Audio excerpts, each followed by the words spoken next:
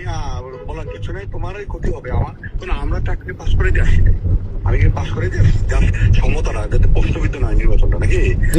আর অন্য কেউ যাতে কোনো কিছু ব্লেম না দিতে পারে, বুঝছো? জি ভাই, আমি জাস্ট একটা আইওয়াস জি ভাই, করবো নাকি? তুমি তো এইটুকু বিশ্বাসটা আছে জি জি। এখানে তুমি খালি মাঠে করবি বা এটা না, জাস্ট একটা সমতা প্রশ্নবিদ্ধ। কিন্তু তোমরা যা শুরু করছো পোলা পাইনি, মনে হয় যে মানে সব পোলাপানের ক্ষোভটা হচ্ছে কি, কালকে যে হচ্ছে ওই যে কালামের সাথে ওই জসিম ফোনে কথা বলতেছে, তো পোলাপাইন তো মানে পোলাপাইন গুলি করছে কালাম রাস্তার মধ্যে।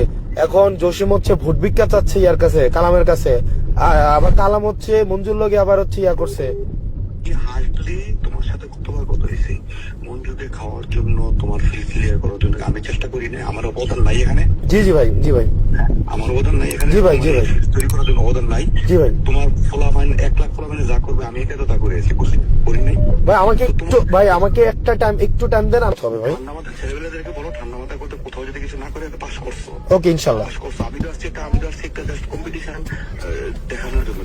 ইনশাল্লাহ, ইনশাল্লাহ, ইনশাল্লাহ ভাই, ইনশাল্লাহ, ইনশাল্লাহ, ইনশাল্লাহ। আপনি দল থেকে খারাপ আসলে আপনি খারাপটাকে নিবেন, কিন্তু দলের বাইরে যে ভালো আসে আপনি ভালোটাকে কেন নিবেন না? না, এটা এটা পারবা না, তুমি আরো পরে বলবে না, এটা সম্ভব না।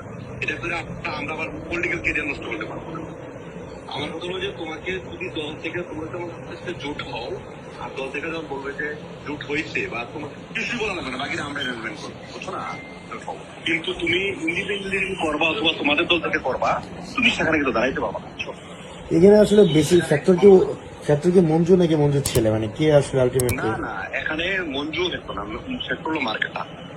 না ওইটার কথা বলতেছি না, ওই যে মঞ্জু বা মঞ্জুর ছেলের মধ্যে বেসিকলি কে বেসিকলি মঞ্জু তো